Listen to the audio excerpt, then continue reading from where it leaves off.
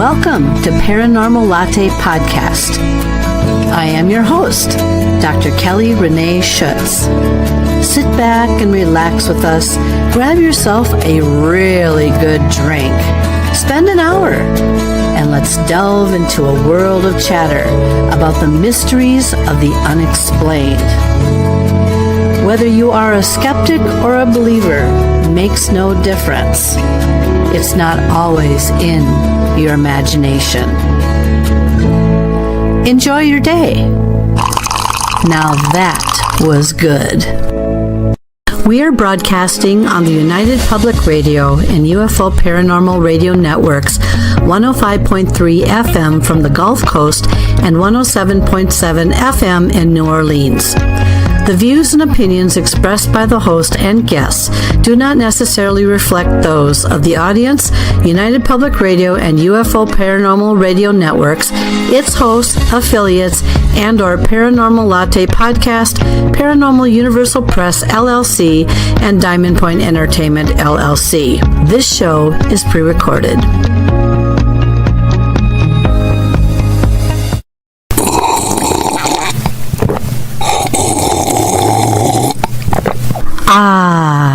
Now that was good. Welcome everyone to yet another episode of Paranormal Latte Podcast. My name is Dr. Kelly Renee Schutz. I am the host and the producer of this show. Today we have with us Joshua Sparks, as in Bishop Joshua Sparks, and we had quite an interesting conversation regarding what most people would term God, higher power, guardian angel, you name it, we label it, and it's probably all the same type of energy coming from the same source. Who really knows?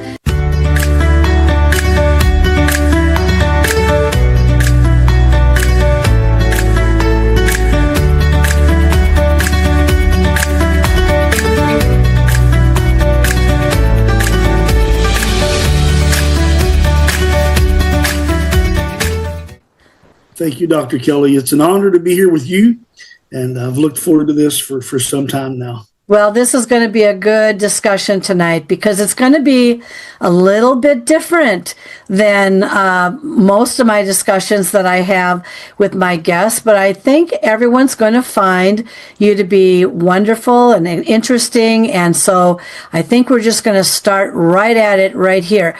So now I'm going to start with the basic foundation question with you, and we will evolve it from here because I have a feeling that we're going to take this in a new direction tonight. And so the first question I want to ask you is, I do want you to go back as far as you can remember, and from either a spiritual, a paranormal, or an otherworldly experience, one or all of them. Tell us a little bit about what piqued your interest or what caught your attention, and we'll evolve it from there. Okay, well, that's a really good question, Dr. Kelly, and I always go back to my birth. The reason I do that is because I was born in this war. The doctor told my dad he didn't know if I was going to survive or if my mother was going to survive or both of us were going to die. When she was pregnant with me, she had to be rushed to the hospital, and I was born premature and I was born crippled. And so I guess you could say that when Satan dealt the cards, he dealt me a losing hand from an early age. 8 days in the hospital with the croup, and I was jaundiced and of course crippled. I got to come home. My mother got to go home 8 days before I did. But on that 8th day, the first place my parents took me to was church. And the minister at the time, who's since died, prayed for me. And there was a precious sister in the audience that took me in her arms and prayed for me as well. And God gave me a miracle that day. He healed my body. And so going back to that event in my life was kind of like me being born into this battle. I didn't ask to be born into it, but I was born into this battle. And from that, there were many events in my life that took place thousands of events in my life that took place. But I think really my encounter with Jesus at 11 years of age, when I made a commitment to serve him, and then 6 months later, when Jesus appeared to me, it was more than a vision. It was real, and called me to preach. And, not only called me to be a disciple, if you will, but called me into this preparation for where I'm at today. I didn't get here to where I'm at today as a spiritual warrior, 3 years, 4 years, 5 years. It took me many years to get to where I'm at today. And I'm still in training. I'm still in preparation. So I have a question for you. When you were born crippled, miracles, people would term them as it's a miracle, or something, you receive something that you can't explain from somewhere. Would you say that, do you believe in that miracles do happen? Because obviously you're here with us today. I don't know how crippled you were, per se, or how bad it was, but if they released you from the hospital and then you were able to get, someone at church to hold you, because some of them, it just depends. What would be your perspective about all that, especially with miracles? Well, I've seen God do many, many miracles. And some of the things that I'm going to say tonight on this program may seem strange to some and unusual to others. My right leg was crippled. I probably would have had use of my left, maybe. I'm not sure. But there was a pillow. This is, of course, is back in the 70s. There was a pillow that they put in between my legs to hold my legs together. And when they took me to the church, or to the place where the event was going on, they prayed for me, and God honored my mom and my dad's faith. Mom took that pillow out from between my legs as soon as we got home, and they never thought about it. They never questioned their faith, and as you can see, I'm able to walk well today. But God, excuse me, God is a God of miracles, and that's one of the earmarks that shows that God is who he says he is. From creation itself, the creation of life, all the way down to, the miracles that Jesus did in the New Testament. Those are all attributes of God. God's a healer. God's a deliverer. God brings freedom. He brings peace. He brings divine strength when we're weak. Mm-hmm. But miracles are real. Miracles turn the hearts of men to God. Now, the problem is in nominal churchianity, if I could use that word, we tend to build men up to the level of God. And these men who claim to have these gifts are worshiped and praised as if they're God. And when they fall, when they falter, people tend to no longer want to associate with Jesus or the Bible, because these men fell and these men were the great power of God. And the problem is miracles are not given by God to point us to men, but to point us to God. That's why Jesus came, and that's why Jesus did miracles, to get men to believe in God. And I've seen 1,000 miracles. I could sit here and tell you of the account in Huntington, West Virginia, where I seen a man raised from the dead. I could tell you an account when I had what I only can say or consider to be an out-of-body experience, when I was taken by an angel to a hospital that I'm not aware of, and prayed for a gentleman that was coming out of brain surgery that had died, and his family was around his bed. And we prayed, and God raised him from the dead.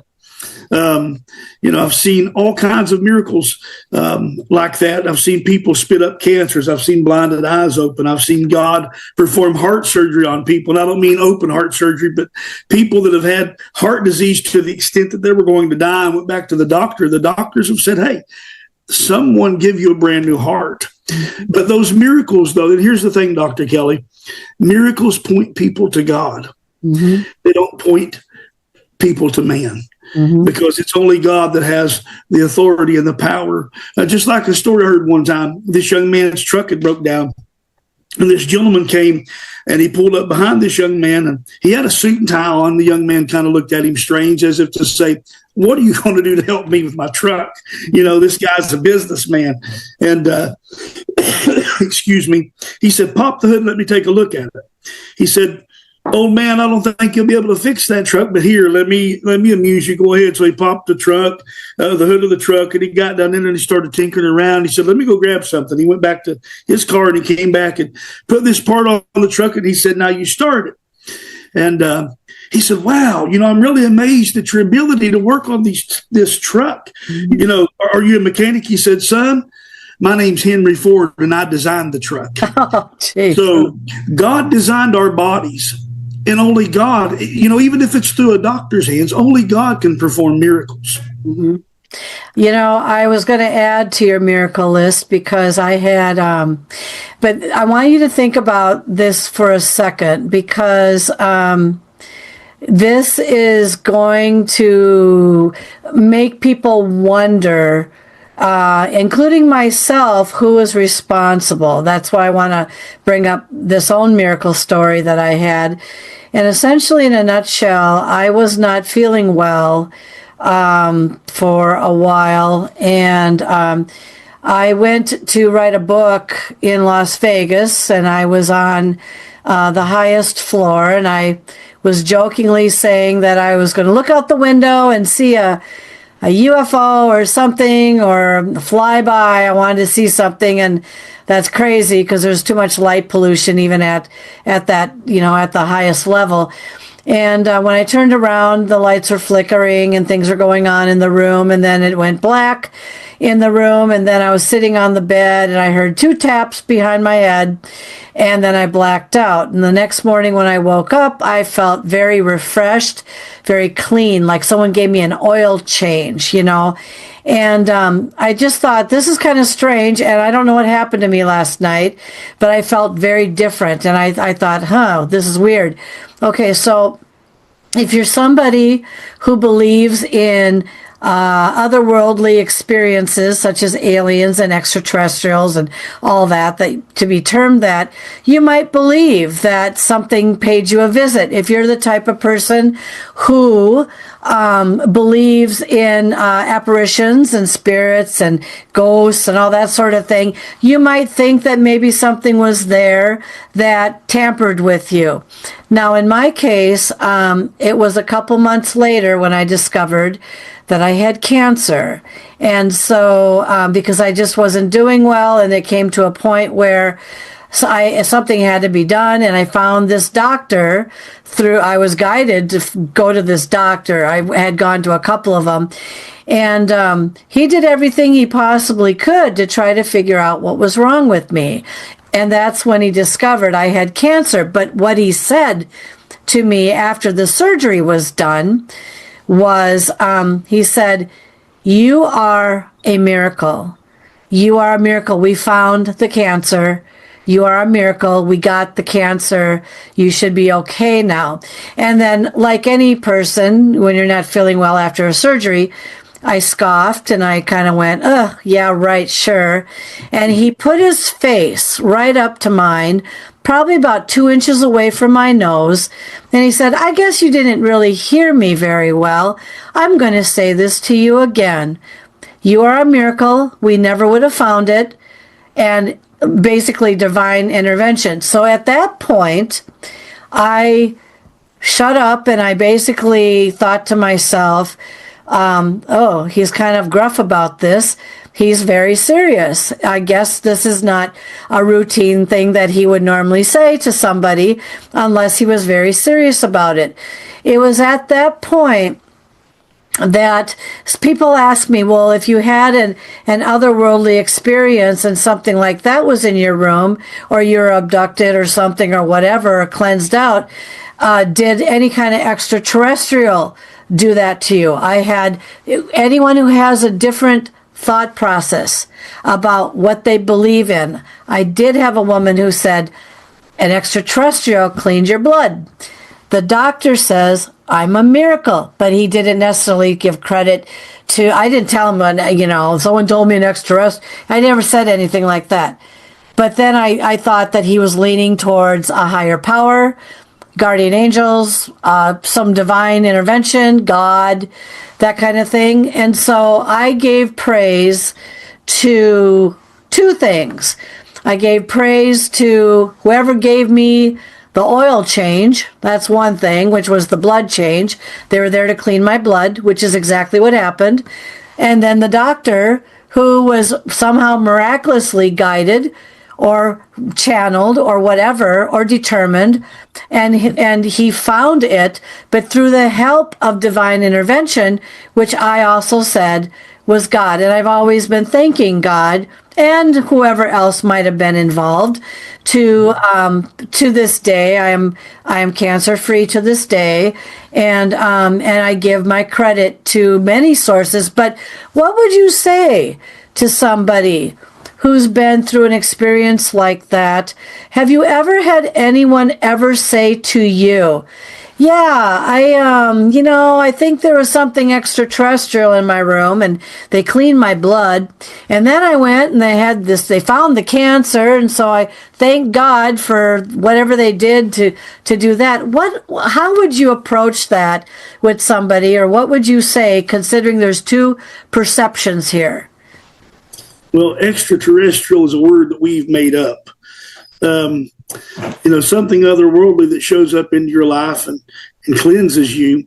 I mean, let's face it, for lack of a better term, if you think of the word extraterrestrial, something that's not of this world, even though God created this world, God could be considered an extraterrestrial. Mm-hmm. Now, before everybody, takes off running with that and says, "Oh, Bishop Sparks says God's extraterrestrial," no. But God is alien to this earth. I mean, he created it, but he's not from this earth. Anything that's native to something is made up of the same elements that the earth or that whatever it's created from. And God's a spirit. God is an otherworldly being. So, I think it's funny, and I think that it was divine direction on God's part leading me to tell that story about Henry Ford. I think that the Henry Ford showed up and changed your oil for you, so to speak, your blood. Mm-hmm. I think it was God that showed up and gave you a blood transfusion. Can he do it? Absolutely. He can do anything he wants to. Mm-hmm. There's one thing about me, though, Dr. Kelly. I'm very open-minded. I minister to a lot of different people from all walks of life, from an addiction background, a mental health background, and I minister to a lot of people, and I teach a lot of people, and I do not ever discredit somebody's experience. Mm-hmm. You've had that experience, and it's not my right to deny that. If you've experienced it, you've seen it, you've witnessed it, who am I to say that you haven't? Mm-hmm. That's just preposterous. And that takes away from, something spectacular that's happened in your life.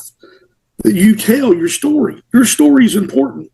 And it's not up to me. It's not my right to take that away from you. I absolutely believe what you're saying to be absolutely the truth. Mm-hmm. But I believe that it was God that intervened in your life. And it was God that showed the doctor where to look.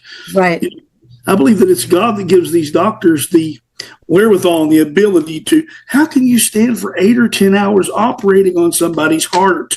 Yeah. It saved that person's life if there's not some kind of a supernatural strength and a supernatural guidance to give you the ability to do that. That goes far beyond what you learn in the textbook or even as a resident doctor.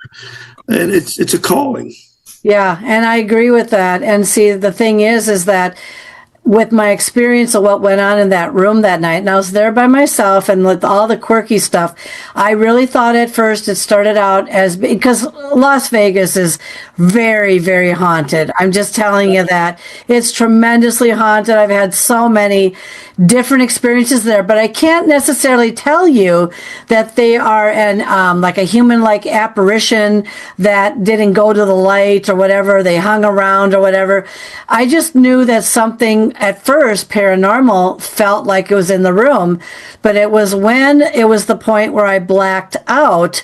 It went knock, knock behind my head, which was adjacent to the bathroom. And there wasn't anybody else in the room, and there was nobody in the bathroom. And it wasn't an echo coming from somebody else's wall. So rule all that out. No, it was knock, knock, and I blacked out and I was gone. Now, some people have asked me, oh my goodness, was it the extraterrestrial or the otherworldly being or whatever? Did that give you cancer? No, it did not give me cancer. It was there to actually clean my blood. I felt different in the morning, and it definitely was something unusual. And that's why when I talk at conferences, I have a slide: spiritual, extraterrestrial, or otherworldly, I'm forgetting the other one. But the thing is what one do I give credit to? Paranormal. What do I give credit to? Who do I give credit to? We know it's an energy. We know that we're experiencing something, but what exactly are we experiencing? Now, let me bring this back to you. I think during a conversation that you and I had, you had mentioned to me that you have actually seen God. Can you describe that, or Jesus, can you describe that moment and what happened and how did you come and what did he look like? Or was it a she? I would be happy to describe that moment. As a young man, I was raised in the woods. We have Native American blood in our family. You can't tell by looking at me, but my grandmother was Cherokee Indian, and my great-grandfather, great-grandmother. And on my mother's side, Chief George Sizemore is my great-great-great-grandfather. And I was sitting around a fire. I mean, it was just as real as me sitting here talking to you tonight, Dr. Kelly, sitting around a fire, and I was by myself, which is kind of unusual because I've always been an outgoing person. I've always had a lot of friends in and out of my house. Two of my best friends that I've been friends with for 40 plus years were usually with me in everything that I've done. But I'm sitting around this fire and it's pitch black around. And you know how, you're sitting around the fire, immediately around you can see the light. But you look out into the wilderness and you see the darkness. Yeah. Well, I heard something moving in the darkness. And of course, when I was younger, I was 80 pounds soaking wet, and I thought I could whip a bear and a lion. I was, and I jumped up to defend myself, and out of the darkness came Jesus Christ. And I knew exactly who he was the moment I seen him, and I fell to my knees. Just the look of his bronze skin and that dark black beard on his face and the prayer shawl that he had over his head. He's not what you typically see in paintings and in pictures and on movies. He's not a Anglo-Saxon. He was very Middle Eastern, very dark. Of course, that doesn't matter. I don't care if he's purple. He loves me, and that's all that matters. And when he came to me in that vision, not only when I seen him, I knew he was, and I fell down in his presence. And the Bible says in Philippians chapter 2 that every knee shall bow and every tongue confess that he's Lord. Now, Jesus is not a 125-pound, 5'5" guy. Okay. When I seen Jesus is 6'2", 245 pounds, broad-shouldered, strong, not some weak, because he couldn't be weak. Not only was he beaten and made to walk and carry his cross, but he hung for 6 hours after the fact that he had been beaten, a beating that would kill any normal man. Mm-hmm. And I'll never forget how he felt. It was just as if he just enveloped me. He picked me up off the ground and enveloped me in his arms and held me close. And then we walked around to the campfire and he set me down on a rock. Mm-hmm. And that is very, not metaphoric, but it's also very prophetic because, Matthew 16, 18, and 19, Jesus said, when he was talking to Peter and addressing Peter and the rest of the disciples, Jesus asked the question, who do men say that I am? And they said, well, some say you're John the Baptist or Jeremiah, excuse me, or one of the prophets. Mm-hmm. And he said, who do you say that I am? And Peter said, you're the Christ, the Son of the living God. And he said, listen, Peter, on this rock, flesh and blood hasn't revealed this to you, but my Father. And on this rock, on this revelation, not Peter. Peter, the church wasn't built on Peter. If it had been, it'd have fell away a long time ago. But he said, upon this revelation, I will build my church, and the gates of hell shall not prevail. So I felt as if when he set me down on that rock, he was showing me, I've placed you on this right foundation. Ephesians 2:20-21 says we're built upon the foundation of the apostles and prophets, Jesus himself being the chief cornerstone. So I felt that was significant. He was showing me that he's placed me on the rock, the right foundation. And he began to speak to me, told me, he called me to preach, told me that I would go to the world and preach. Some of the things that he spoke, I was a young man, I didn't understand. Like one of the things he revealed later, that through my ministry, he would help to restore the original apostolic government back to the church. I didn't know what government was at 12. I mean, what kid thinks about the government at the age of 12? The thing that was very, very awesome about that experience is there's some things, like I said, that he spoke. I seen his mouth moving, but I couldn't hear him. It would be later revealed to me.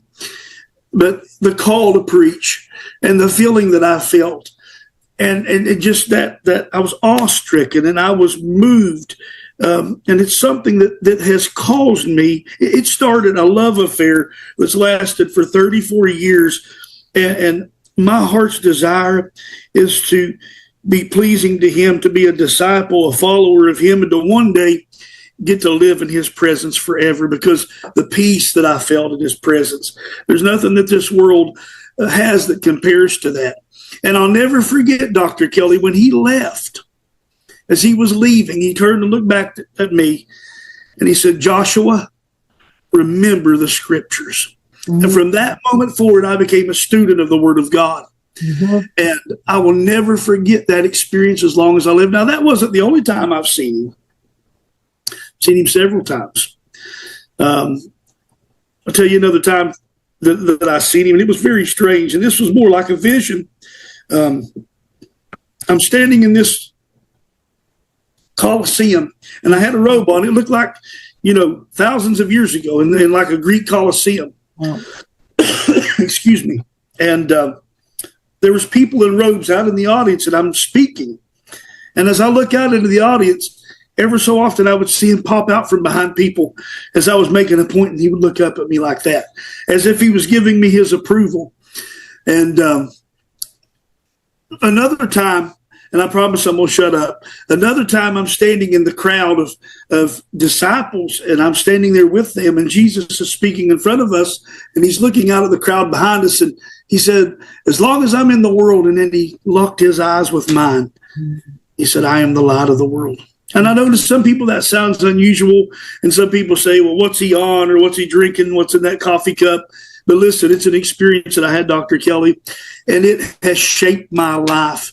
And it's an experience that I will never forget, and I will carry with me forever. That's why I do what I do. I don't do it for fame. I don't do it for money. I don't do it for popularity. I do it because I have a divine mission to tell people about this man that changed my life, that loves them and wants to change their life, because I want to return to be with him one day. And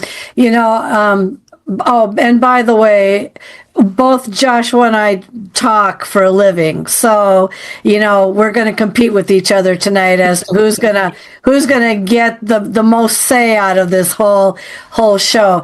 I want to go back a moment to up to that point when you saw him. I'm going to presume it's a him, not a her, because you never know. People are like, well, how do you know it's not her?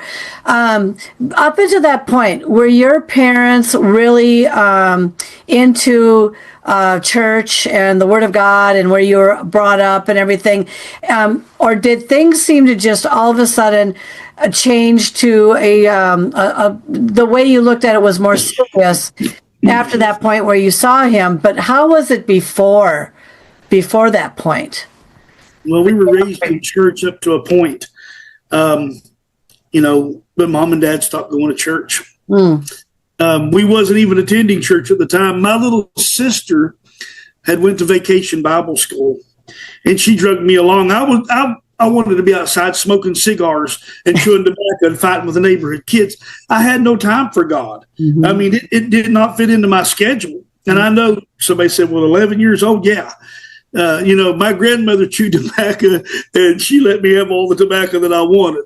But when I was a kid, you could go buy from the gas station. There was no age limit. They didn't care back then, 150 years ago. But, you're not that. You're not that. I know, old. You don't look a day over 100. Okay. Thank you. What name do you want me to put on the check that I send to you? Now, let me say mindfully that it's a rubber check and it will bounce all the way to the bank. Yeah. But no, Mom and Dad had quit going to church. Mm-hmm.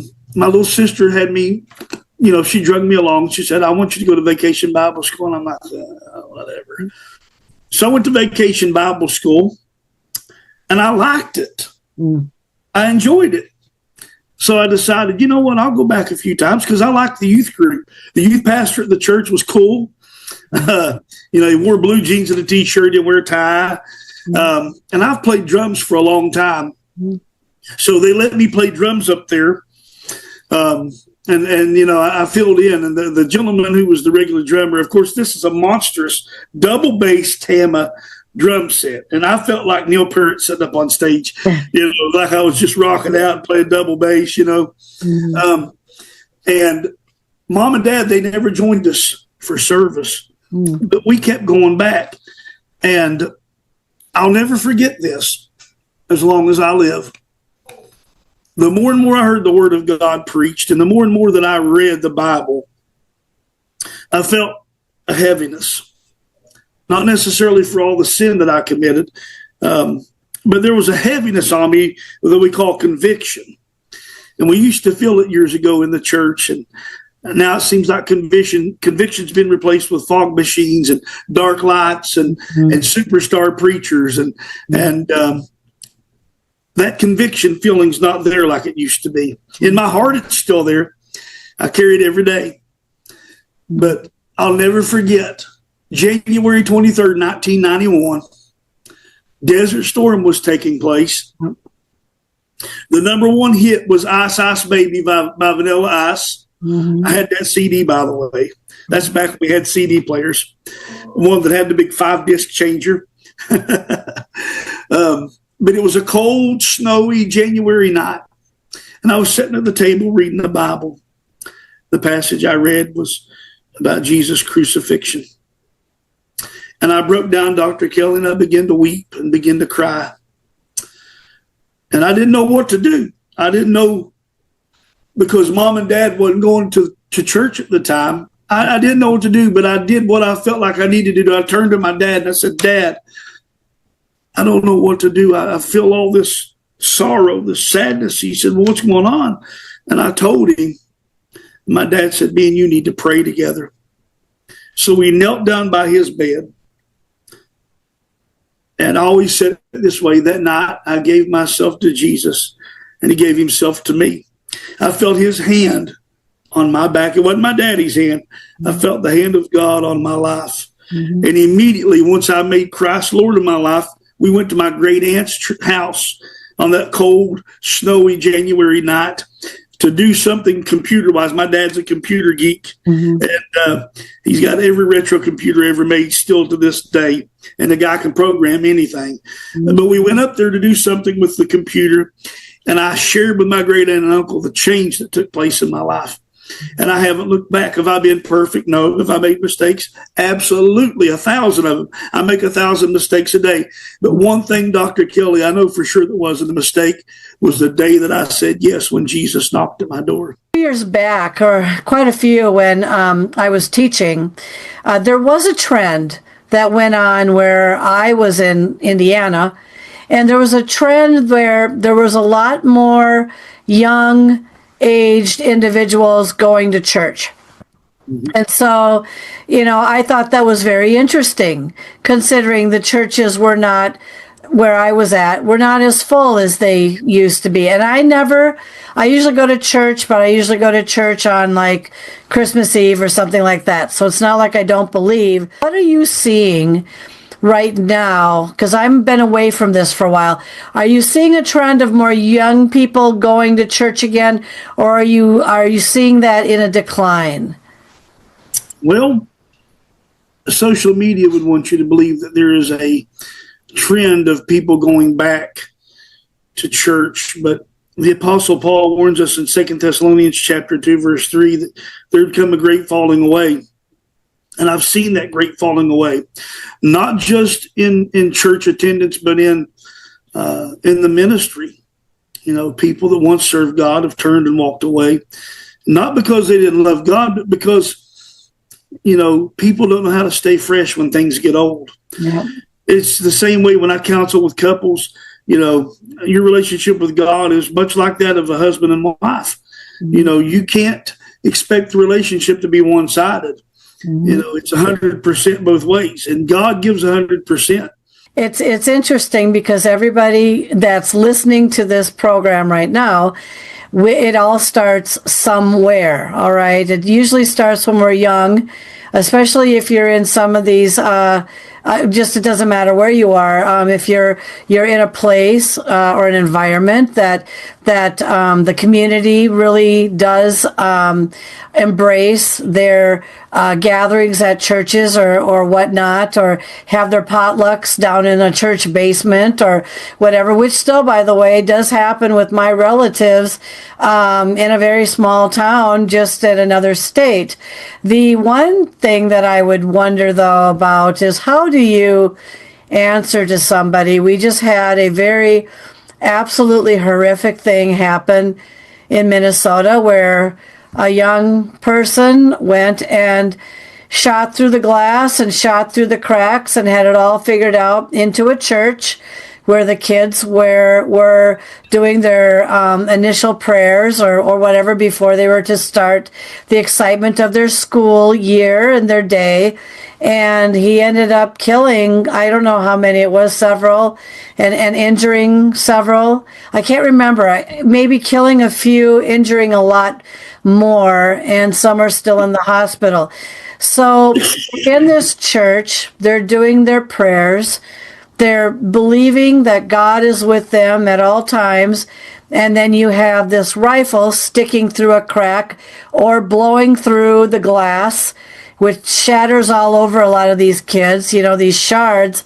And how do you answer to something like that? The very first thing someone would say is, if this was the house of God, why on earth did this happen? And my husband, by the way, has just reported that at his church now, they are locking the doors. Well, there's a big risk with that, especially if there's a fire and you can't get out and you don't know how to work the lock. He said that the lock at this church is so kind of old that, you know, you don't want to get stuck in there and then burned to death, you know, that kind of thing. But he said they started locking the doors to his church.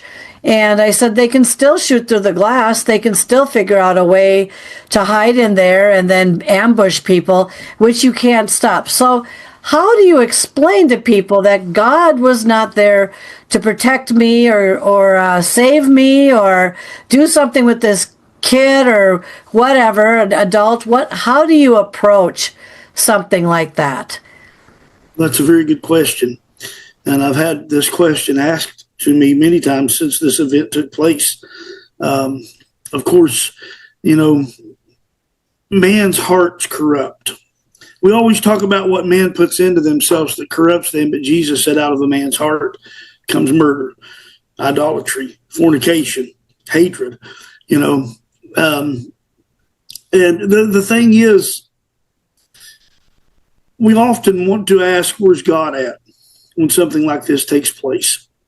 And the thing is, Dr. Kelly, we have to remember, excuse me for coughing, we've got to remember that the scripture says in Ephesians 6:12, for we wrestle not against flesh and blood, but against principalities and against powers and against the rulers of the darkness of this world, against spiritual wickedness in high places. And this kind of goes back to what I was talking about. When I was born, you know, my mom and dad could have said, well, where's God? Why is he going to let me and my son die? As a result of the complications that she had during the pregnancy. And, you know, in that particular chapter, the Ephesians chapter 6, Paul is addressing the church in Ephesus. And what he's doing is he's preparing the believers for the spiritual reality that the Christian life is a battleground. And in the surrounding passages, verses 10 through 18, he introduces the armor of God, emphasizing that spiritual tools like truth and righteousness and faith and salvation in the Word of God are essential to resist the devil's scheme. Now, a lot of people don't want to mention the devil. They want to have a nameless enemy, or they want to blame God. But you've got to remember that there is an enemy that's as old as time itself, an enemy that's done its very best to destroy mankind. And Jesus himself said in John 10:10, the thief cometh not but for to steal, kill, and destroy, but I've come that you might have life and have it more abundantly. And not just from my viewpoint alone, but from the church's viewpoint, it's not a metaphorical only. It's mystical and practical. And the church, the sacraments, prayers, and the saints are considered real weapons against spiritual evil. You said you was raised Lutheran, even in the Lutheran church. Because the Lutheran Church, Catholic Church, Old Catholic Church, Roman Catholic Church, Episcopal Church, there's so many similarities, more similarities than there are differences.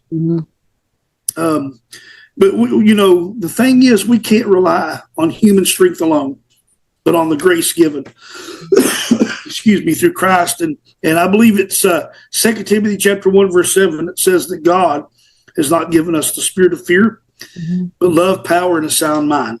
So if we're operating in fear, that makes us weak, hateful, and crazy, because that's the opposite of love, power, and sound mind. And we could break that down. I mean, I could sit here for 2 hours and break down what Paul meant in that 12th verse, but we don't have the time to do that. But I just want to say this.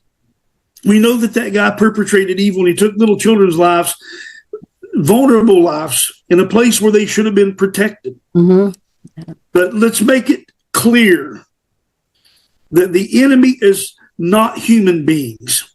Conflicts with others, social struggles, and even persecution are often manifestations of deeper spiritual battles. Let me stress that understanding this prevents what I call moral error. One does not sin against God or neighbor by misidentifying human conflict as purely spiritual, but rather we're called to love our enemies. Jesus said, love your enemies, while being vigilant against demonic influences that seek to exploit our human weaknesses. If the devil can keep us fighting against each other, we'll never come together as people, not just of one faith or one particular faith, but all the people in the world. If we continue to make enemies out of people, and we know that it's the people that perpetrates these crimes and that does these horrible things to other people, but we've got to realize that there is a real influence. There's a darkness, and this is a battleground. And you and I, Dr. Kelly, were caught in the middle, in the crossfire. And we've got to be, wise enough to know that there are casualties to every war. I'm not saying those babies were a casualty of war. Don't mistake that. But what I mean is, oftentimes we do more damage with the words we speak than anybody does with a gun. Yeah, and the thing is, as you're mentioning this, I'm thinking about another situation that occurred. These situations happen all the time. Then what happens as a result? Then we have copycats, and like, who wants to be the champion here of the worst, most horrific situation you can possibly think of? Well, I am a little fearful now of even sitting in a movie theater, because I do recall years ago when someone came into the movie theater, not one that I was in, but this was another one of those ugly ambush situations where they came in through the exit door in the at the front of the movie theater, and people thought at first that the person who was carrying a rifle was part of something to do with the movie. So they didn't think anything about it at first, because they were a little bit bewildered, and that was until he started shooting people and literally ambushing and shooting massive amount of people in this movie theater, in which case I don't sit up front anymore. I don't even want to sit in back. I just figure if someone's going to start shooting, where do you put yourself you can't even go to a movie theater anymore. So it's not just a church. It can be just about anywhere. I know that working at, I used to work at the greatest state fair in the United States, which is here in Minnesota. And of course, we do very well. We have to have, and people don't know this, but we have people in helicopters and surrounding the area sometimes because of possibility of when you get 200,000 people, literally on one day in this area, you're hunting ground for somebody who wants to come and make that. They don't care about the small towns.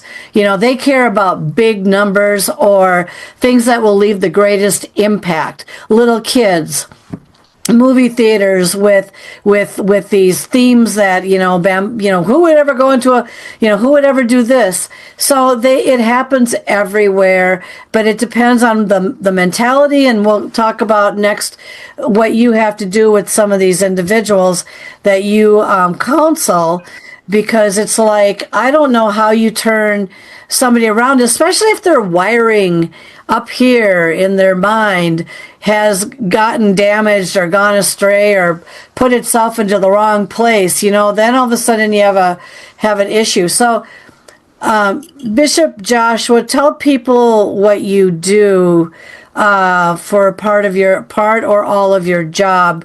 You're a counselor, correct? And who do you counsel? I counsel people that have addiction problems and mental health issues, because the two go hand in hand. 8 out of every 10 addicts has some type of trauma from their childhood, whether it be physical, sexual, verbal. They've had abandonment issues, and not just abandonment, but neglect. Neglect is just as damaging as someone punching you with their fist, because when we're little, we form attachments, whether they be negative or positive, and those attachments carry on throughout the rest of our life. If you're raised in a home where your father beat your mother, and your mother was subservient to your father, and she continued to allow that behavior to happen, you're a female when you get older, chances are you'll probably be in a relationship with a guy that's physical and that beats you because that's normal to you. It's what we're attached to. And the only way to change people's minds is to first help them deal with that trauma, because a lot of people that have trauma think that they're the cause for that they're the reason behind the trauma. They don't see the fact that they're the victim. So getting people to be able to see themselves the way that they truly are in the situation as the victim, and getting them to detach themselves from all the negative things from the past, working on self-forgiveness and forgiveness of the perpetrator, and being able to build positive self-worth, positive self-image, positive self-value, kindness, compassion, mercy, and being able to free themselves from those things that they allow to bind them, because resentment works much like this. It's like you drinking poison, waiting on somebody else to die. You can spend your whole life resenting people for all the bad things that's happened in your life, or you can cut that free from your life and move on. You can purge yourself from those things and move on and live a productive life full of purpose. But going back to what you were talking about, someone coming into a movie theater and killing people. There's some people that no matter how much counseling you give them, they're so evil. People that do things like that, the reason they do mass murders and shootings like that, Dr. Kelly, is because they are perfectly possessed. They're obsessed with the devil, and they're perfectly possessed. And the devil has convinced them that if they go in and sacrifice X amount of people, that he's going to give them this. He never comes through this promise. They always get caught. They always spend the rest of their life in jail. They get the death penalty. He's a liar and a deceiver. Jesus said in John chapter 8, he was a liar from the beginning. And I've heard some people that are so spiritually minded, they're no earthly good. They've told me, well, he can't deceive me. I said, honey, let me tell you something. Adam and Eve walked with God. They seen God face to face, and he deceived them. What makes you think you're any different? Mm-hmm. He's been playing this game a long time, and people are deceived. Mm-hmm. That's become normal. We've normalized darkness. Mm-hmm. We've become obsessed with it. What do we think that our kids are going to do when they play video games? That's all they do is they shoot up the city and kill a bunch of people, and you earn points and you earn money doing hits on people, and you earn money by selling drugs. And what do we think is going to happen? Do we really think that we wouldn't see anything like this replicated in society?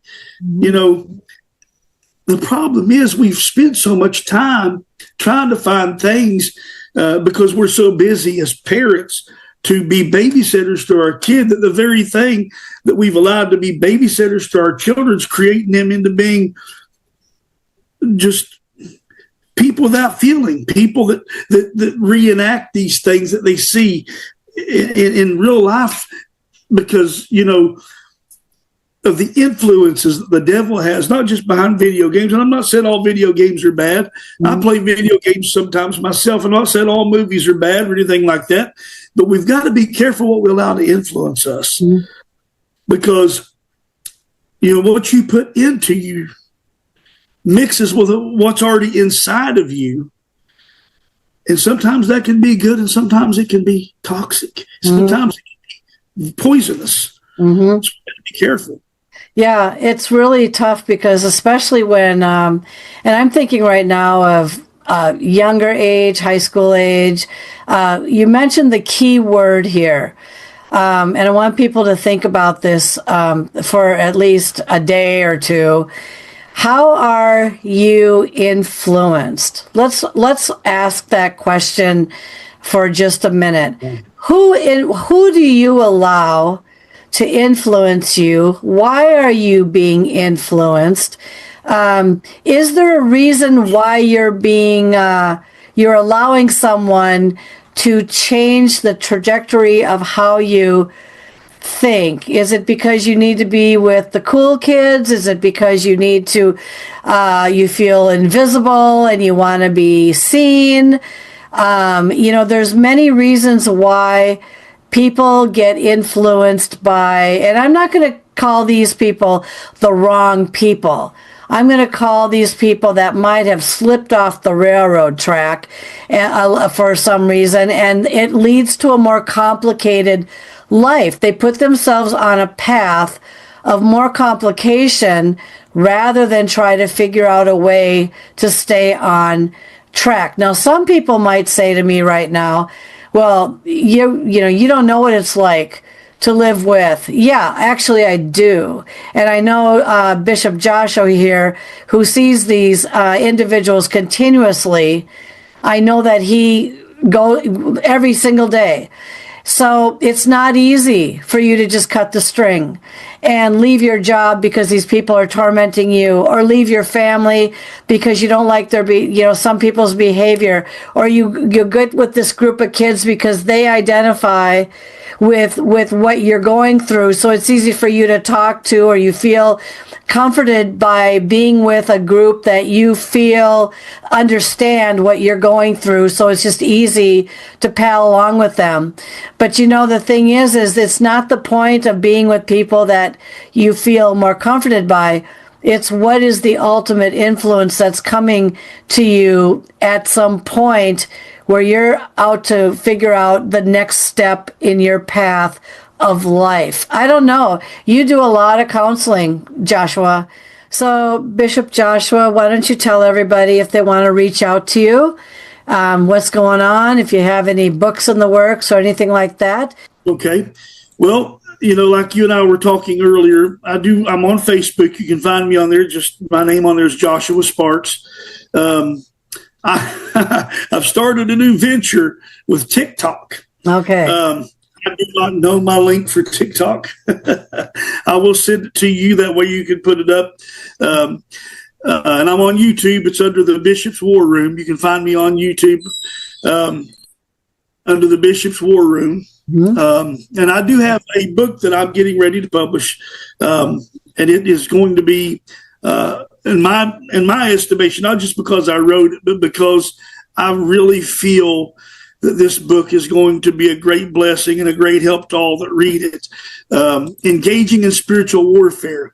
Back in October, we were in Bridgeport, Connecticut, defeating the demonic, and God gave me a powerful prayer called the Spiritual Warfare Prayer. And if anybody wants a copy of that, they can email me and I'll send it to them absolutely free of charge. And a Bible study, a companion Bible study that goes along with that. But Engaging in Spiritual Warfare is a book that God spoke to me to write, and I'm writing a series of 12, and this is book number 1. And what this book is meant to do is to equip believers to face the unseen battle of life with confidence in Christ's victory.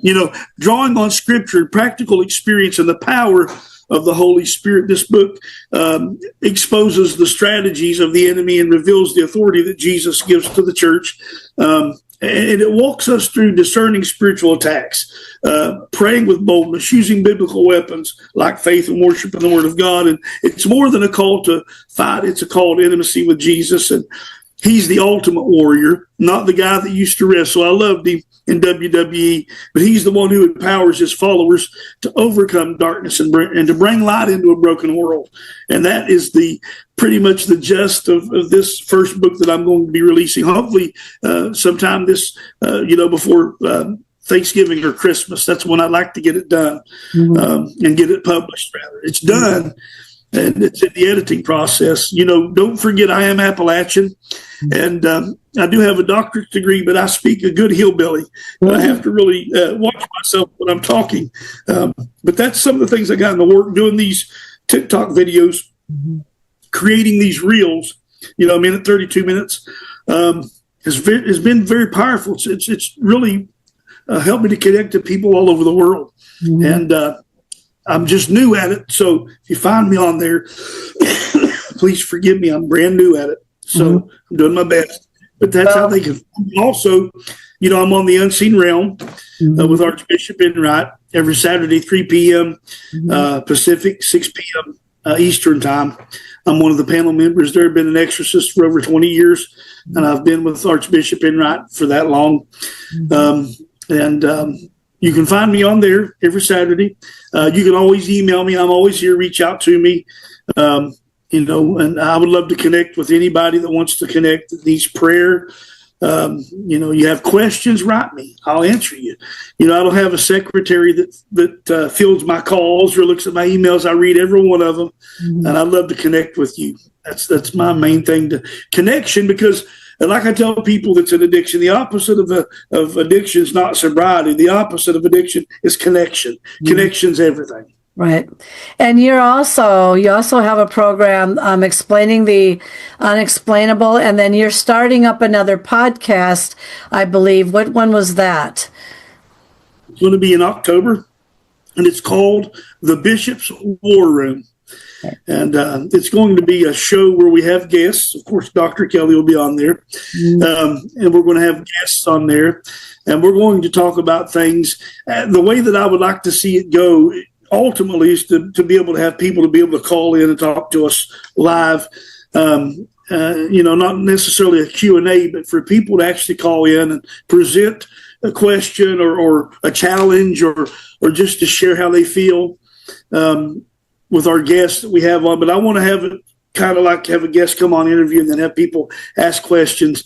I don't want to use it as a preaching platform. I have plenty of platforms that I preach on, but this is going to be just a way for us to, highlight other people that's doing the same thing that we're doing as far as spiritual warriors.